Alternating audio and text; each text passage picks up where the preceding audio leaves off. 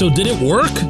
You tell me, did it work? Did this whole signing Andrew McCutchen to placate the masses, even if we get rid of Brian Reynolds thing, did this work? I'm only partially joking with you. Good morning to you.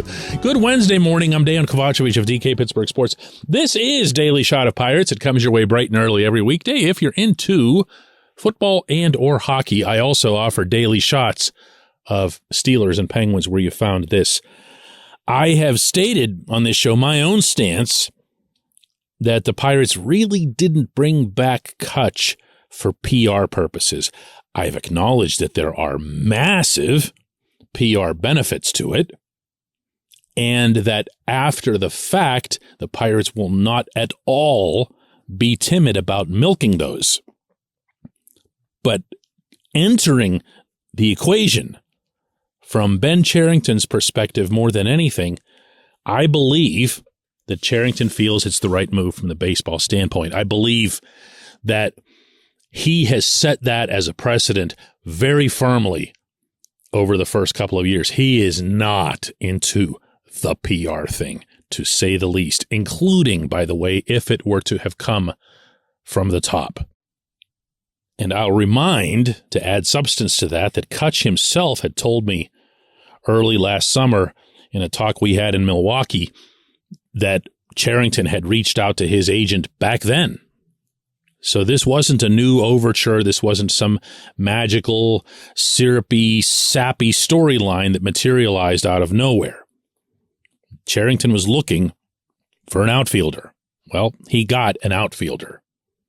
But, again, the benefits are the benefits. And one of those benefits could be that if and when the team moves Reynolds, which they're insisting that they won't, but you never know. We can always say they're not going to trade him. They're not going to do that. And I've done it myself. All it takes is one phone call, one text from another GM that says, hey, you know those guys you were asking for, all those top 10 prospects you wanted, you can have them. Well, then it all changes. And then people like me get blasted. You said he wasn't going to get traded. Well, that was before the magical offer came in. These things do morph. You know, it's news. Things change. And if Reynolds were to get traded, what I want to know today is how you'd feel about it relative to the fact that they also brought back Cutch. Or for that matter, even the general public, the people who don't pay anywhere near as close attention to the Pirates as you would pressing play on a podcast that has this name. For those people, at least as I see it, for those people, for the general public, the passive public, the ones who, the only player on the team whose name they know is Bob Nutting, okay? Those people, they're going to be placated by this. They are. I can predict that one safely. That's not putting words in anyone's mouth. Those people are going to be just fine with it. Reynolds, yeah, whatever. Wasn't he one of those guys that was on all those 100-loss teams? Yeah, whatever. They can pull out the old Ralph Kiner, Branch Rickey line. We could lose 100 games with him. We can lose 100 games without him. And he'll be gone and forgotten. I'm totally serious here. I'm totally serious. And maybe just in that regard alone, the team will have, gotten away with one, whether it was willing or planned or not. But for you, I don't know. That one strikes me as a whole lot tougher. The stage is all yours today. You take over. I'm going to pick through the comments that come, whether it's on our website, DK Pittsburgh Sports, whether it's on the YouTube comments, anywhere at all that you see that you can offer feedback. Twitter is another place. I check all of them. Come back at me here. How would you feel about Reynolds being gone just as it relates to Cutch having been brought back? And while we're there, presuming that Reynolds would be traded for prospects and pitching prospects, and that is a very safe presumption based on everything that I've heard from the inside, would you be okay with that too? Because now what you're doing, I'm going to use that phrase again. You're kicking the can down the road. You're saying we're not going to do it with this team. We're going to buy a little more time for the Altoona Cavalry. even if it's a winner of a deal, even if the Pirates get that call that I was just describing that gives them somebody else's top pitching prospects, even if, how would you feel about that? Let me know. And again, I'm going to read them tomorrow and respond accordingly. In fact, it'll take up both segments of tomorrow's show. It'll take the place of the J1Q. However, on today's show, when we come back, J1Q.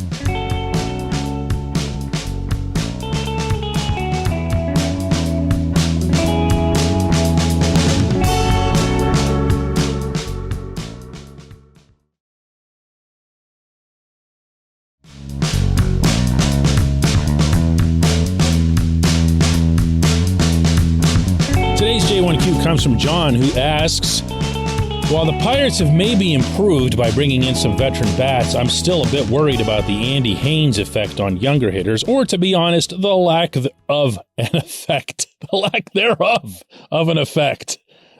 I'll get around to reading these things properly someday. Is that a reasonable worry for me to still have? John asks. Yeah. What's he done? Did he have a great offseason? Meaning Haynes. Who has he made better? Who has come to Pittsburgh and just all of a sudden you've started to see a smarter approach, more consistent contact, better awareness of the strike zone, more power, more productivity. If you want to say O'Neill Cruz, that's fair. Okay, I'm not taking that one away from Haynes. That wouldn't be fair. Because the truth is if Cruz came up here and never got any better or went backward, what would I be doing? Right, I'd be ripping the guy, meaning Haynes. But Cruz got visibly better in every one of those areas I just cited, and by the time September came around, I mean, it looked like a budding monster. You know? The kid he's a star in the making. And I could go back to a line that I was told way back in 2005 by Spin Williams, pitching coach of the Pirates back then, who said, see that guy over there? And he motioned toward Oliver Perez and said, as he goes, that's how I go. If he does well, I'm going to have a job. If he doesn't, I'm not. Well, Oliver looked like Sandy Koufax for a couple of years, and then he didn't. And then Spin was gone. Funny how that worked, right?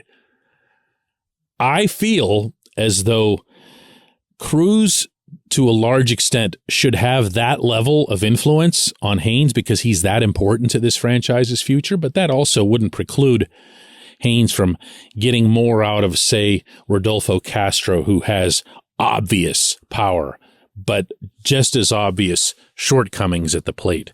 How about finding a way for Jack Suwinski to show power somewhere other than PNC Park, or productivity, general productivity, anywhere? That would be a big step. There are real pieces in place. I don't feel that it'll be fair to look at Haynes and say, well, what's he gotten out of Carlos Santana or Ji-Man Choi or Cutch or whatever? Those are established, known guys who've been doing their own thing forever. Your hitting coach can still help somebody get out of a slump, show them some old footage, show them something they were doing, like in Cutch's case last year in Milwaukee whenever he was going great for the Brewers, and say, see this thing, you're doing this thing where you're, I don't know, tapping your foot or wiggling your elbow or something, and then all of a sudden Cutch shows up at the ballpark the next day and he's just magically hitting the ball again. That's a welcome influence from your hitting coach. And they do have to be invested in the veterans. But what I'm talking about here is how you're judged, how you're evaluated. People like me were calling for Haynes to get fired. I was pretty much screaming it from the rooftops. But Haynes could turn all of that around without having any impact at all on the veterans. He can just make Cruz, Suwinski, Castro, couple other kids better. Make them better. It's not asking a ton. They've got the natural tools. You don't have to create them. You don't have to mold them from clay. You just have to make them better. Can he do that? I'd love to say yes. I just have no precedent for it. I really don't, or at least scant precedent. I appreciate the question. I appreciate everyone listening to Daily Shot of Pirates. We'll do this again tomorrow. Only tomorrow, you're going to be doing the driving.